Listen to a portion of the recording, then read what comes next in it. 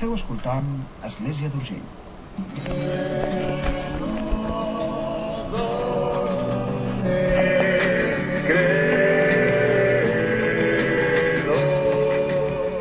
I com ja els hem anunciat, el testimoni de fe d'avui ens l'ofereix mossèn Cinto Busquet, que és prevere del moviment dels focolars i des de fa 3 anys treballa a Bisbat d'Urgell. Viu actualment a Puigcerdà. El saludem. Bon dia, mossèn Cinto. Bon dia, Maria.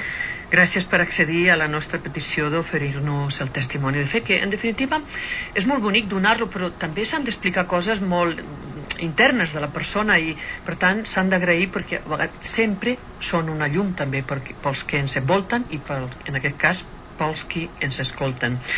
Jo li preguntaria, fent una mirada retrospectiva a la seva vida, com ens explicaria vostè què és la fe? Si penso en la meva experiència personal, diria que la fe per a mi ha estat aquesta obertura radical, aquest algú que sento que des del més profund de mi mateix em crida contínuament a viure la meva existència amb la màxima intensitat i que m'empeny a donar el millor de mi mateix per als altres en el moment on visc, en la situació on em trobo. Per tant, la fe com aquest impuls més íntim, més profund de viure amb autenticitat, en diàleg amb Déu.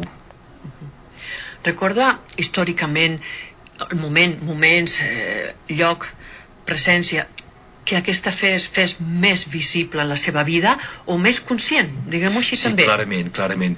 Bé, jo he nascut i crescut en una família cristiana, els pares tenen una fe molt ferma, per tant, la fe l'he rebuda dels meus pares en un context d'una família cristiana, però ara amb els meus 51 anys, doncs, clarament jo he viscut el moment de la gran crisi de fe en el context social i que per tant, doncs, si no hagués tingut a l'edat de 13-14 anys una ajuda exterior a la família que m'hagués motivat, no sé si me n'hagués sortit per fer l'opció cristiana. En aquest sentit, quan jo estava estudiant a La Salle, a Girona, va haver-hi un mestre que va ser de gran ajuda per mi, perquè recordo com si fos ara el dia que ens va convidar en el seu despatx a 5 alumnes. Teníem 13-14 anys, en aquell moment érem de 8è de bàsica, i ens va parlar de Jesús, ens va parlar qui era Jesús per a ell, ens va parlar com ell tractava de viure en el dia a dia l'Evangeli i ens va proposar, voleu viure l'Evangeli amb mi? Jo recordo que aquell dia vaig tornar a casa i li vaig dir a la mare que estava preparant el sopar, mare, he decidit de ser cristià. Jo considero aquest dia, encara que era molt jovenet, el dia en el qual jo vaig fer la meva opció pel Crist i que vaig començar a viure de fe i a viure en aquest horitzó en el qual Déu realment en el meu dia a dia es feia present.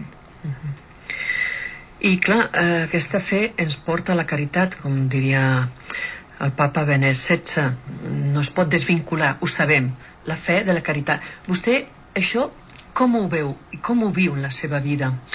També el que explicava abans surt també de la meva experiència, en el sentit que de jove a l'institut, de jove a la universitat, tractant doncs, de tenir un compromís cristià ferm amb d'altres companys, tractant doncs, de deixar-me interpel·lar per l'Evangeli, que va ser entendre que ser cristià volia dir viure aquest únic manament que el Crist ens ha donat, que ell diu que és el seu manament, que és el manament nou, que ens estimem els uns als altres tal com ell ens ha estimat.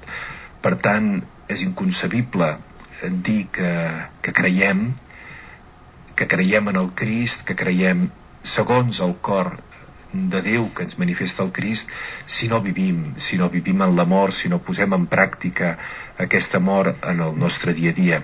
Per tant, fe i caritat, fe i amor són com dues cares d'una mateixa moneda. I certament com més creiem, més som capaços d'estimar, i com més estimem, més som capaços de creure, perquè Déu és amor i per tant com més ens obrim a aquest Déu que que no només ens estima, sinó que és amor en ell mateix i que ens comunica la seva essència, que és l'amor, més després nosaltres tenim aquest amor per donar i podem estimar, i al revés, com més estimem, encara que no en siguem